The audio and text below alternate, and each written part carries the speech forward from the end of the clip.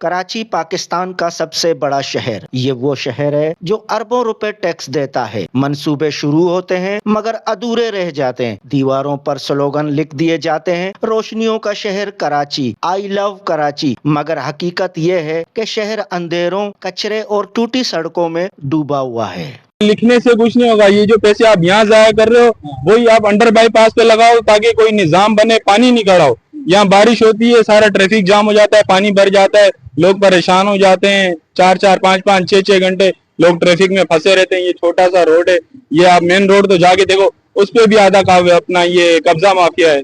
Parking वाले उन्होंने कब्जा किया हुआ है, आवाम कहाँ जाए। ये मेरे ख्याल से तो जी ये निकाली कर रहे हैं, नक्शे नगारी वगैरह, ये पेंटिंग वगैरह, ये बेफजूल है। हमारे मेन मसाले सड़कों का, ये सड़कों के मसाले हमारे हल किए जाएं। और बिजली का मसला भी बहुत मेन मसला है, सड़कों का, बिजली का। रोशनियों का शहर तो लिख दिया इन्होंने, लाइट होती ही नहीं है और ये बेफजूल खर्चा कर रहे हैं लोग।